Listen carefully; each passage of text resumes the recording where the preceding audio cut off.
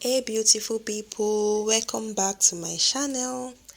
If you are new here, I'm Bolanle Laura, your go-to girl for all things natural hair, beauty and protective styling. Don't forget to like, comment and subscribe for more amazing content.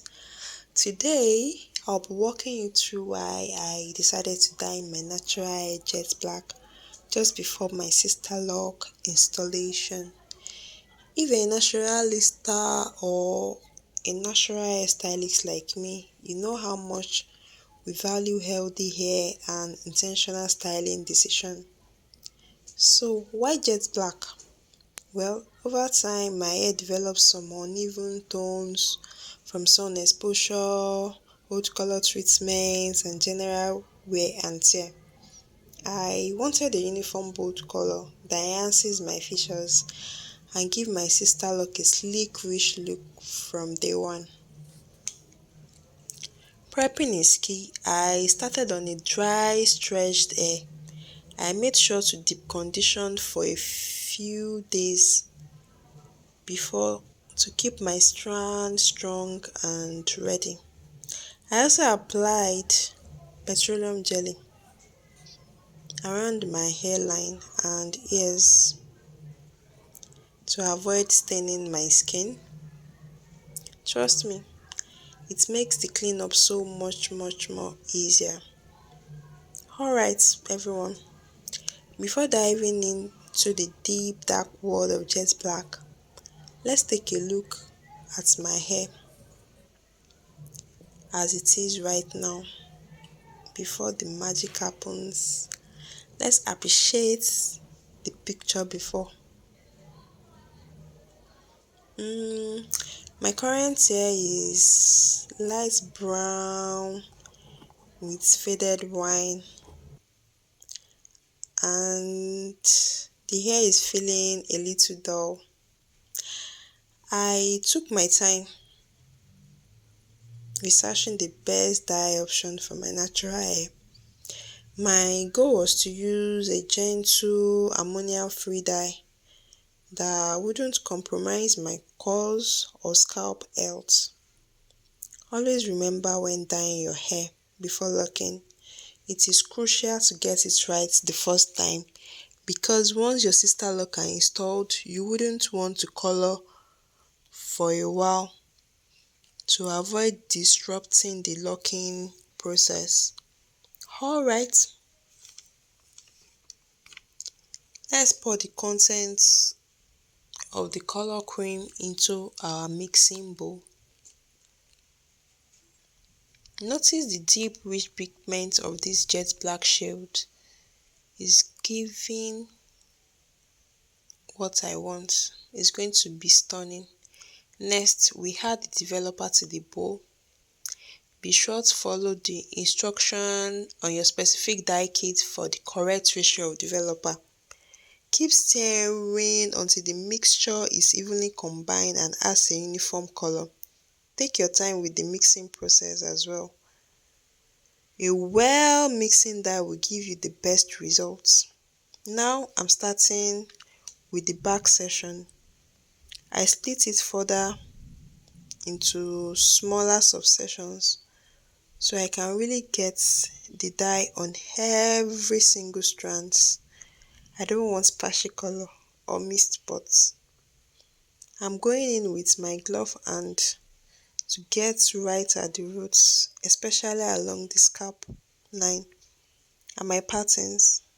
Then I followed up by smoothing the dye downward like I'm applying leave-in conditioner. You can see how creamy the formula is. It is thick, but it's not messy. And it's spreading really well, which is exactly what I want because I need a full saturation. I'm working the product in slowly, finger combing through to make sure the strands are separating and the dye is coating each one. The goal here is not just to sit color on top, but to allow it to actually penetrate and bond with the hair shaft. Now as I'm applying the hair dye, I'm also paying attention to any area where I have previous color damage or dryness.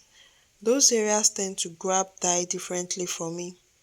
The ends of my hair are slightly more porous, so I applied a tiny bit of coconut oil there a few minutes before starting. That helps prevent overprocessing. Okay, let's talk about the smell. The dye is ammonia free, which I love. It doesn't have the harsh chemical scent and it's not irritating to my scalp. Now I'm on the final section. I actually split the hair into four for easier application and even saturation. So now I'm making sure to really coat everywhere, and I'll proceed to coat my edges and hairline. Sometimes we forget those areas, but they frame our faces, so they have to be rich and even. Please excuse my bed edges. I'm on a journey of growing it back. And I will also go over my crown twice because for some reasons those areas loves to act brand new and resist colors. Now that the dye is fully applied thoroughly, during a final check, I gently pat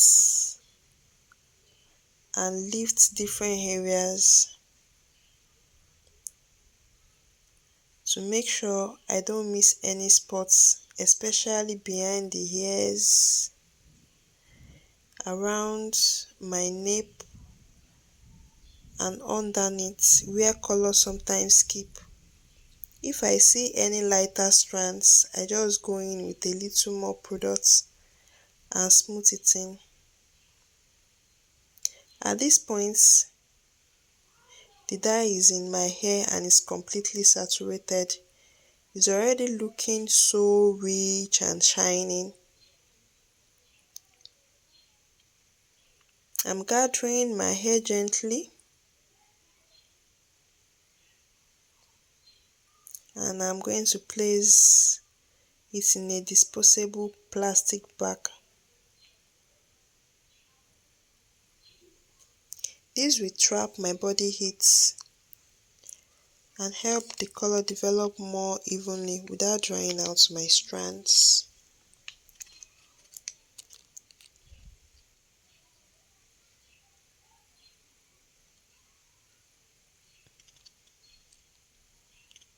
Then I'm going to set a timer and let the dye process for 30 minutes as recommended. During that time, I'll probably clean up a bit, wipe any dye off my skin and just relax. And we rinse with a mild shampoo and condition to get ready for a big review. Now I'm placing the plastic cap on my hair. Then I tie the ends with a rubber band.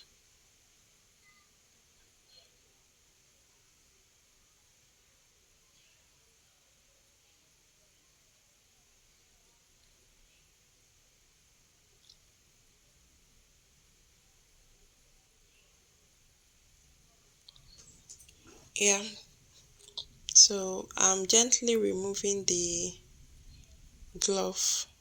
I choose this shampoo because it cleans mildly. It won't wash off the dye I just applied, and it's also an anti-dandruff shampoo.